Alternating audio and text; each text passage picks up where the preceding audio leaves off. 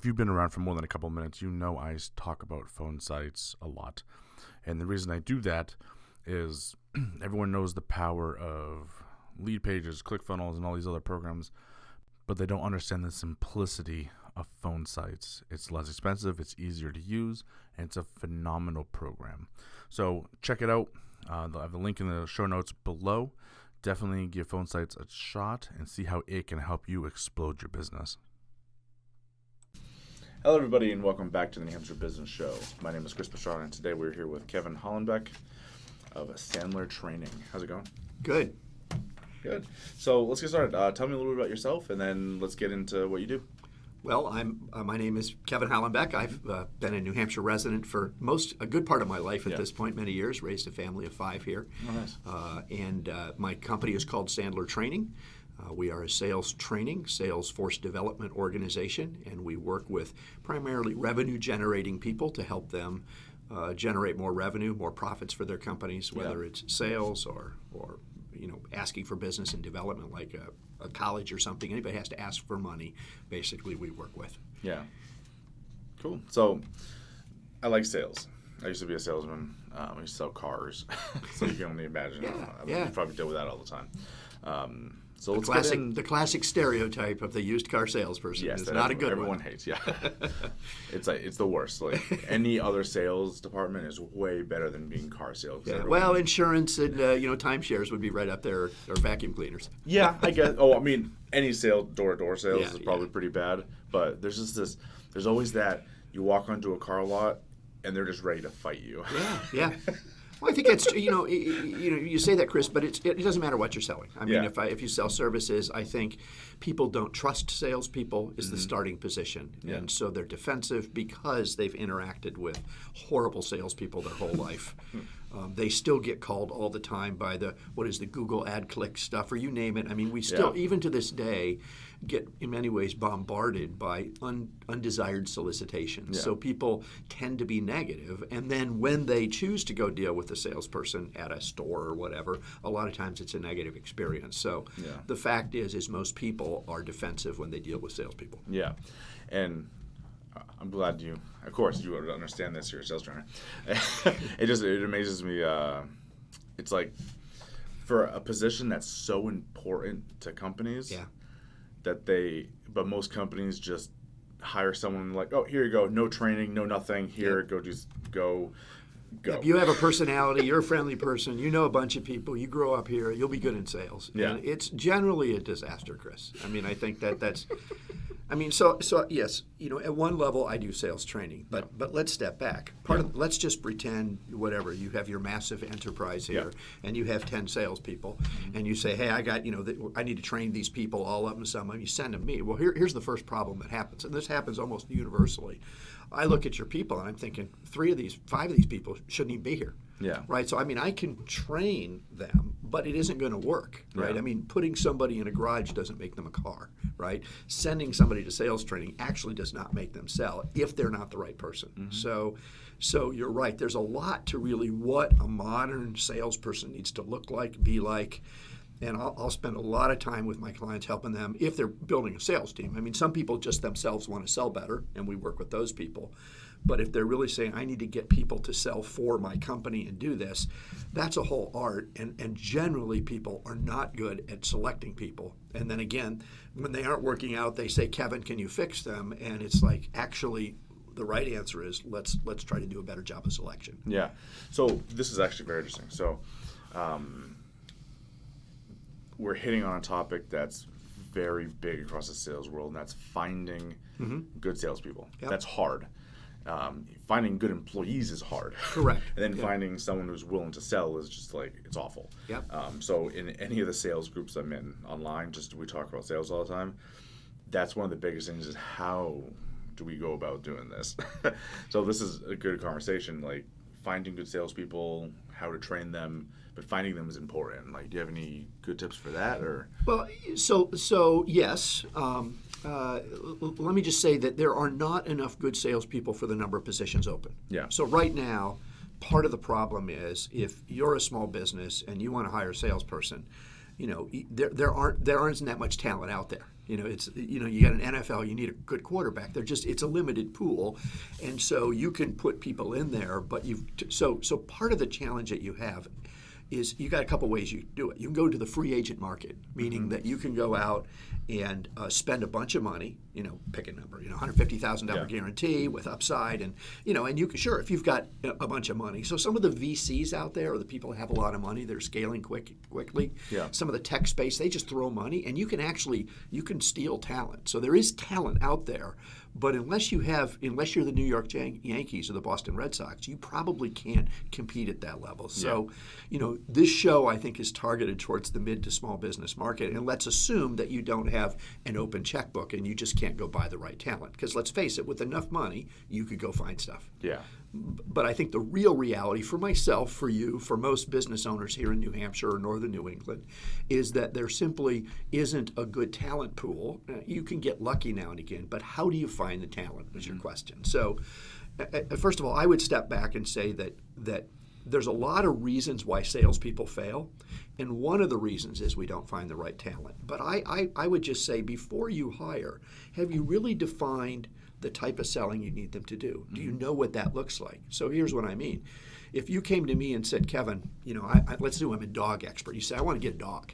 Yeah. And I wouldn't just say, hey, let's go down to the SPCA here and grab one.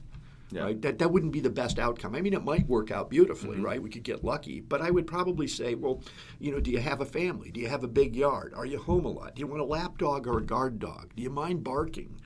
How much do you want, the dog that you needs to pet all the time, retention, or do you want one that's more independent, right? We would ask a lot of questions, and we might identify this is the type of breed you want, and then once we decided the breed and what we're going to do, we'd go into the selection process. So I want to say sales is the same. There's account managers, there's farmers, there's hunters, there's cold callers, there's networking people. There's a lot of different ways to find business. So we really have to talk about what kind of subset of sales we're looking for. Yeah. It's not, life insurance classic, sales, but life insurance sales is still out there. It's an important area to sell.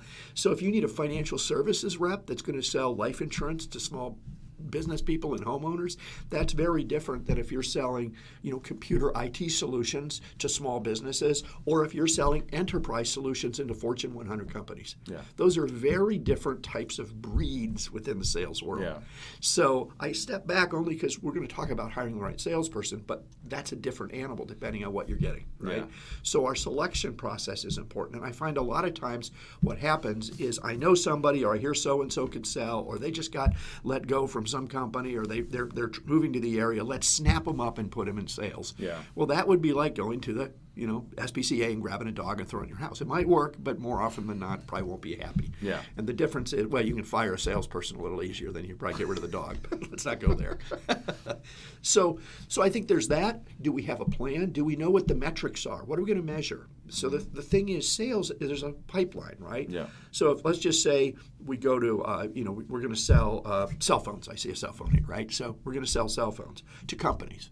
Well, what I would know is if I was a cell phone provider, I probably am going to target companies, but chances are they have a plan. So first of all, I got to take it from somebody else. They're already with Verizon or whoever they're with, right? So I've got to sell my cell phones. I got to find when their plan ends. So when their contract ends, are there penalties to end early? So maybe you just signed a 2-year contract and we can't even talk realistically for a year and 3 quarters, right? So but then even if I find you, what's the window? Let's say it's a 3 to 6 month sales cycle. Mm-hmm. So if I hire somebody today and magically day one they could be fully productive, that still means it's going to be 3 to 6 months before you have any results. Yeah. So here's one of the great problems. If we don't have all the metrics laid out, how many calls should they make? How many appointments should they be in front of? How many LinkedIn contacts should they be building weekly? What sort of networking events? We call that all behavior, right? There's lots of other behaviors. But really, I can only manage behavior in the early days. So when I hire that salesperson after I, give them their business cards and desk and get them set up with their 401k plan or whatever my benefits are, now what I really have is a period of time where I'm mixing the ingredients and I'm putting it in the oven and I'm baking the cake. Yeah. There's a sales cycle that take time. So what a lot of companies don't do is they don't think about that. So they hire a person and maybe they aren't doing the right thing. but they don't even know it because they're busy. Yeah. They're worried about fill out your Salesforce.com or CRM tool, blah, blah, blah. So now it's 6 months down the line, they haven't sold anything. And they're like, what's the problem? They don't know the problem. What they know is they don't have results, but they haven't been monitoring any of that behavior. Yeah. So effective sales management, even if you're managing yourself, is really about looking at your behavior. So we want to track before we hire. We want to know what that is, Chris. Most people don't do that. Then we need an onboarding plan for the first 90 days. What do they have to learn? And I want that written out, right? And so the other thing is, let's pretend I actually hire the right salesperson. But if I don't know the behavior, if we don't have any standards, I just say, you're welcome to my company. There's the computer. Here's a database. Go sell something. Yeah. Right? Here's the price list. Which again is what training is, or sometimes it's follow Charlie. He's our best guy around for a week. Now you'll know what to do. Yeah. And then a week later, you're selling. You haven't been trained. You really haven't been developed. And so even if I've got the right person, if I don't have an onboarding plan, if I'm not coaching them throughout that, I might get frustrated. Or again, I might not hit my numbers, not because I couldn't do it, but because I didn't know what to do. You didn't give me any guidance. You didn't help me.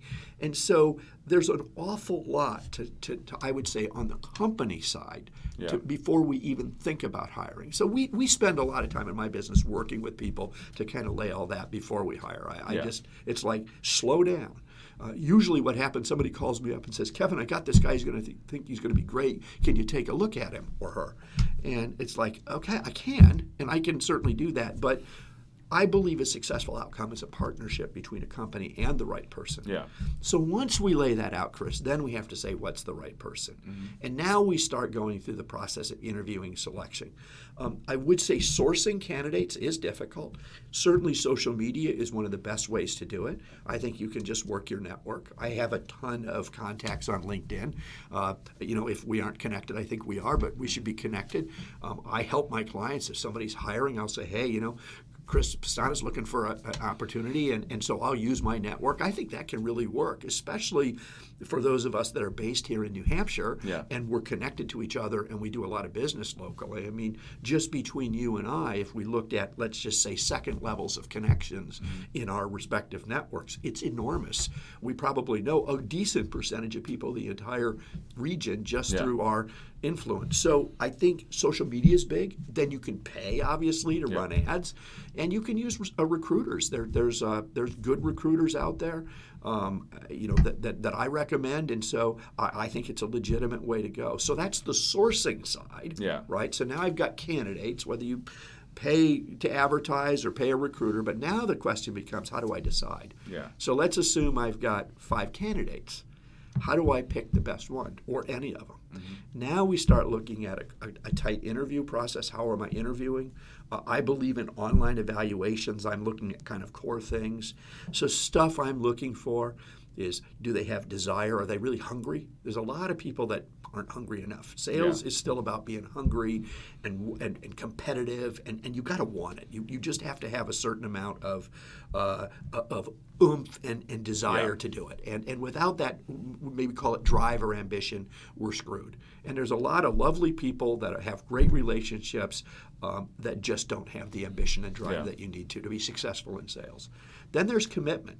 It's one thing to want it. It's another thing to be committed to do the hard work. I'm an older guy. We'll just leave it at that. I've been in my business over 25 years. I have 5 grown children. I do triathlons. I go to the gym almost every day. True confession, I didn't today. I didn't feel great. But I go to the gym almost every day, work out for at least an hour. I compete. I'm healthier than probably 98% of people my age in terms of fitness level. Maybe, I don't know. I better be careful. We'll make it to 95%.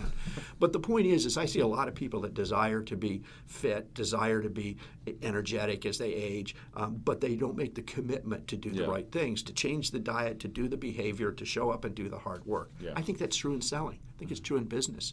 So desire, commitment. Do you have a positive outlook? Some people are just negative Nellies. Some people are positive people. I don't want you to be pie in the sky. Oh, everything's great. But reality is you've got to have a good outlook. You've got to believe in it. You've got to be able to deal with adversity. And if you're not basically a positive person that thinks abundantly, you're going to struggle in sales because of the amount of rejection. And then you have to take responsibility. No blame game. You've got to be somebody that owns everything. If you're not selling enough, yeah, you can say the economy's bad or the product is overpriced. But bottom line is, what can you do, right? Yeah. And I'm looking for those sorts of attributes, Chris. Nice. That's pretty cool. It's kind of like, as you're going, I'm like, wow, it sounds like that's less and less common nowadays. You would think that, but I would, my client base, it's funny. Because we have a training center in Manchester, and we also have people that access remotely from around all over the place. But my client base is, from my perspective, pretty young. A high percentage of millennials, for sure, and maybe even, what's the next one called? Gen Zs? I think I don't know that we have any of those yet. Well, I don't know where the break is. I forget. But I guess the key would be is that young people, and there certainly are plenty of people in every generation that have entitlement mentalities. Yeah. But there are plenty of people that are hungry, that are good folks that really have a desire. They may not be as purely, let's say, money motivated in some ways, but they're plenty motivated. And if you find the right combination, especially if your business is set up right, if it's just how much money can I make, the classic screw everybody to get it, I would say, yeah, you're not going to find a lot of people. But I don't know how many of those businesses are really out there anymore. And if they are, they're going away. Yeah. People don't want that in business. And it gets exposed. So doing business right for the right reasons, it does help companies be better. Yeah. And so you don't have to, you're going to get paid plenty in sales, but it doesn't have to be all about the money. Yeah. Okay. So that's a good segue into something else. So it really isn't actually, but the that's okay. So we're talking about hiring salespeople. So let's take it down to even a smaller level and talk about people starting businesses. Because the person that starts a business, they're not in a position to hire yet. Right. Even though salespeople are interesting, because if they're full commission. Yeah, in fact, it's a mistake. Well, first of all, hiring a 100% commission salesperson almost never works because you're not going to get good ones. Yeah. And you might occasionally get lucky, but I mean, it's probably below 1% success rate in my experience in this economy. Now, if nobody's working and people are looking to do something, but right now you're going to have to pay a base, and so the bigger problem is most small business owners hire somebody too soon. Because they don't want to, especially if they're good at what they do, they don't want to do sales. Sales is the last thing they want to do. Yeah. It's the first thing they want to outsource in some cases because they're an engineer or they're an architect or they're a whatever radio producer, and the last thing they want to do is sell. Yeah. But I would argue it probably is something they should put some effort into personally do and sell more. Okay, so good, because this is where we're going. So brand new person's like, I'm going to start a business, but they're not good salespeople. Yeah. What should they be doing to focus on that skill? Because I think that's a skill that, even though we would know it's inherent throughout your entire life, like you sell all the time without realizing it, but once you start your business, you need to be the salesperson. Like, what do they do? Well, first of all, I think the business owner is probably by default a better salesperson than anybody else in their company in most cases, simply because they believe passionately what they do. Hopefully they've started something they care about and they're passionate about, they have some reason for. So just the fact that they have the vision and all of that, even if they aren't good at selling, Chris, the fact is they're passionate about it. And so if I'm dealing with the business owner, you could be a roofer, you could be, whatever, you could be selling anything, If you believe in what you do, I think there's a certain genuineness that probably comes across. And even if you suck at selling from a technical perspective, right? Yeah. If I looked at it, just because you're who you are, I'm going to like you. You're going to do some business. So I think people should, if you absolutely hate to sell and can't sell at all, probably you shouldn't get in business because, let me just step back. I have 2 engineering degrees. I have a bachelor's degree in industrial engineering from the University of Michigan. I was in the Corps of Engineers, active duty as a combat engineer. I picked up a master's degree from Murray State while I was in the service in the Army. I got out, and then I practiced as a project engineer for a big company, Mobil Chemical, which is now part of ExxonMobil. Yeah. And so I've done the engineering routine. I've done that stuff. And they didn't teach me anything about selling at all, right? And I didn't want to do it. But here's what I found. I got into engineering largely because I thought that's where business happens. On the factory floor, and I worked on a factory. It's where it's engineered. This microphone, whatever I'm talking into, it's the beauty of the design, and that's good stuff. I don't want to diminish that. But what I came to realize after a few years in business is the business actually happens where the money changes hands. Because this doesn't happen if there's no money. Yeah. It just doesn't. It has to be about the money. And so when I begin to recognize that, what I realize as a business owner, you can probably find a great engineer. You can probably find a great manufacturer. You can probably find somebody that can run your office here. You can find those people, and they're actually somewhat affordable. You can find accounting people. But great salespeople, especially ones that own the client relationships, they're not only hard to find, but if that person leaves, let's just say you hire a good person, and they build a good base, and they don't like you someday, or they decide they want to do their own thing, you know what? They know enough now. They got the client relationships. They can go find somebody that can build a manufacturer. And I can't tell you how many companies I know, businesses, that have started because somebody worked in somebody else's company, had the sales connections, and then decided to start a competitive business. And the company they left, in many cases, never recovers. So as a business owner, Chris, you have to control the client relationships early on.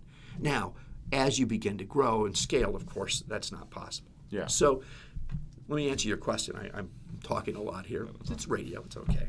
But I would say that,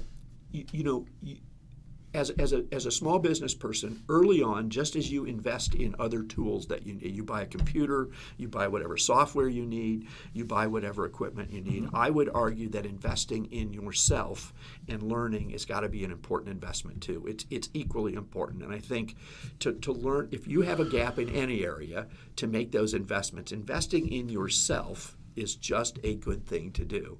And so if there's a gap and you're not comfortable with or don't know how to sell or you're stuck, that's where companies like mine come in, or people like me. The question is, are you willing to invest in yourself? And so I've worked with many, many small business owners over 25 plus years, many of them who are continuing to be business owners that are a lot larger because they figured it out. But if you discount too much, right? Let's just say, how do you sell for higher margin? Yeah. A lot of times, if you want to get a good salesperson, you are going to have to pay them.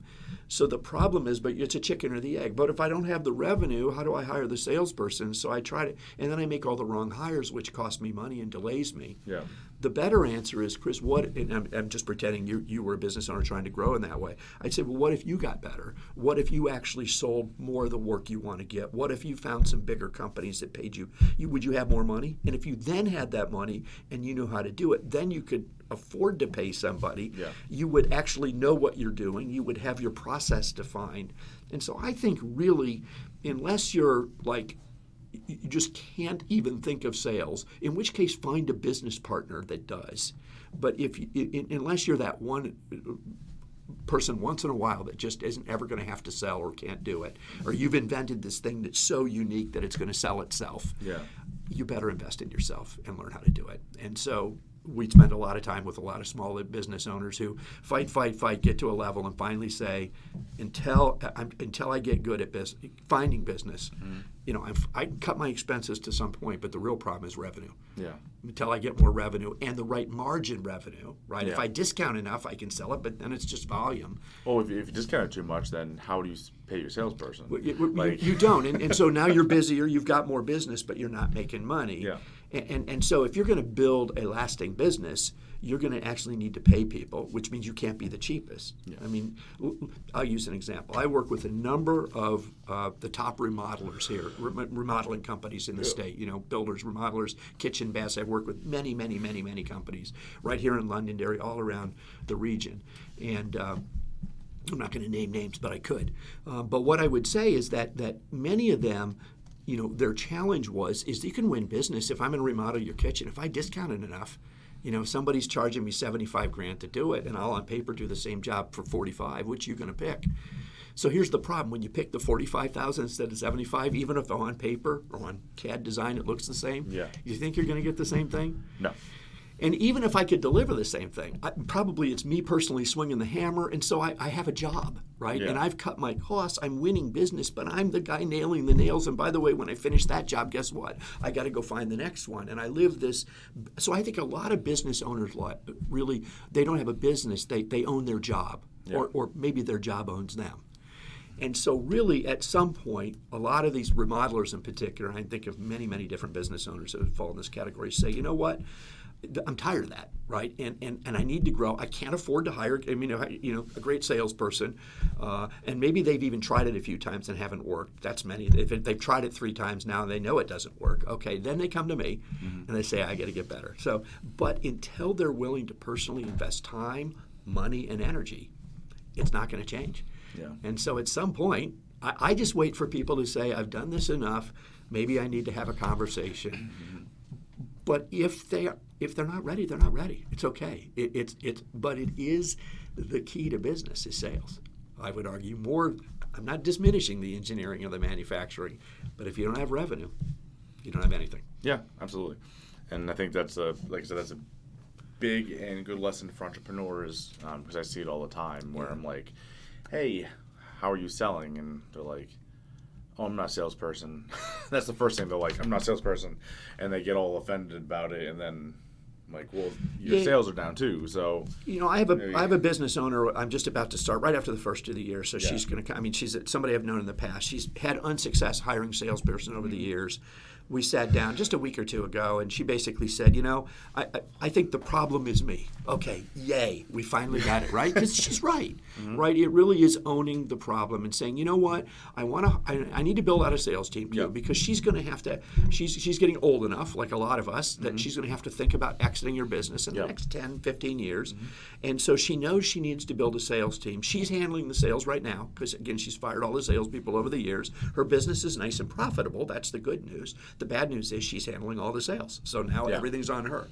So, but what she said, and she's right, is, you know what I think I need to do is I need to develop my skill set first. I need to, and we talked about understand what the process is, define the onboard. I want to work with you. So I'm working with her starting the first of the year on a sales track, helping her be a better salesperson because it'll actually impact her business, even help her. Yeah. But also working on the management leadership stuff at the same time because we've got a leadership track to help. And so we'll be kind of working with her to help her build out her thing. In the meantime, I actually believe I can help her win more business. So she's going to get more business, and then she can hire somebody, put them in a system, and build a repeatable process. Yeah. So now you've got a system. If somebody leaves, not if somebody leaves, when somebody leaves, right? People don't stay forever. This isn't General Motors from the 1940s. This isn't lifetime employment. It doesn't work that way anymore, with rare exception.